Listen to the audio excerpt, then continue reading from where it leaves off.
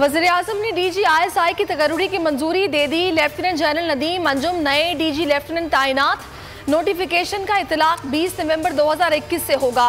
हतमी मुशावरत आज वज़ीर-ए-आज़म और आर्मी चीफ के दरमियान हुई। वफाकी वज़ीर दाखिला शेख रशीद कहते हैं अफवाहें दम तोड़ गई, सियासी और अस्करी क़यादत एक पेज पर है।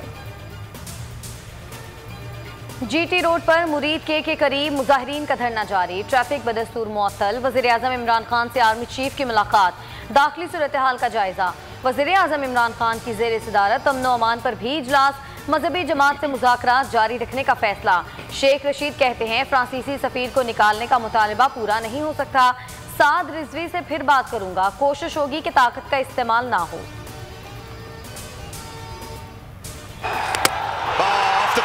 The stumps.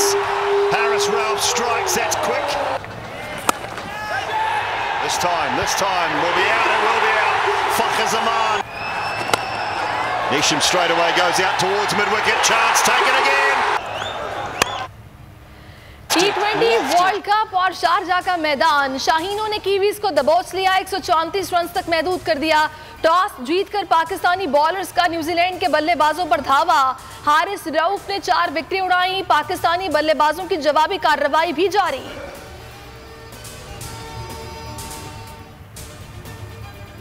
रात के वक्त ओस पड़ सकती है, इसीलिए फील्डिंग का फैसला किया। कप्तान बाबर आजम कहते हैं कि आज के मैच के लिए काफी पुरएतमाद हैं।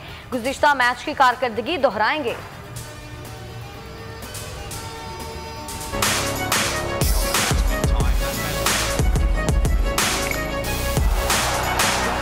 हम बहुत ज़्यादा अच्छा एक्सपेक्ट करें कि इंशाल्लाह वो न्यूजीलैंड के साथ भी बहुत अच्छा गेम हमें देखने को मिलेगी। बहुत अच्छा मौका है, जो उनके सिक्योरिटी रीजंस की वजह से वो गए थे। बहुत अच्छा मौका है पाकिस्तान को बदला लेने का। ये मैदान छोड़कर भागे थे, इनको नहीं छोड़ना। पाकिस्तानी शायकीन शाहीनों और कीवीज के मुकाबले के लिए पुरजोश। सोशल मीडिया पर दिलचस्प तबसरे। कीवी कप्तान केन विलियमसन ने पाकिस्तानी परस्तारों से मुआफ़ी मांग ली। कहा अफसोस है कि पाक न्यूजीलैंड सीरीज में मसाइल खड़े हुए। महंगाई के खिलाफ PDM के मुल्कगीर मुजाहरे, पंजाब असम्बली के बाहर भी शदीद एहतजाज। शहबाज शरीफ भी बोले, कहा मुल्क में महंगाई और पेट्रोलियम मसनूआत की कीमतों में इजाफा अवाम का मौशी कत्ल है। तहरीक इंसाफ नए वज़ीर आला बलोचिस्तान के लिए बलोचिस्तान अवामी पार्टी के उम्मीदवार की हिमायत करेगी। वज़ीर दिफा परवेज खटक की गुफ्तगू, कहा BAP अरकान के मुतफ़िक़ा फैसले की हिमायत करेंगे।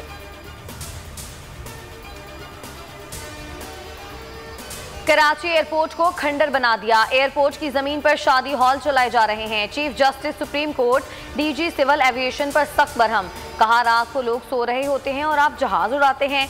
अदालत ने PECHS में कायम ग्रीन बेल्ट क्लियर करने का हुक्म भी दे दिया। नस्ला टावर 7 रोज में मिसमार होगा। अदालती अहकामात पर अमल दरामद का आगाज। पानी बिजली गैस मुनक़ता। कमिश्नर कराची कहते हैं इमारत को धमाके से गिराने की सलाहियत नहीं, इश्तिहार देंगे।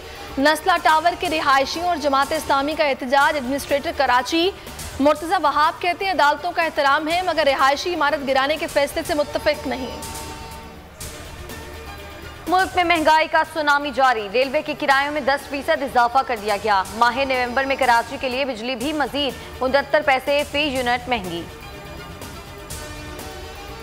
रुपए की बेकदरी थम न सकी। इंटरबैंक में डॉलर 82 पैसे महंगा होकर 175 रुपए की सतह उबूर कर गया। फी तोला सोना भी 4200 रुपए इजाफे से 1,32,000 की सतह पर आ गया।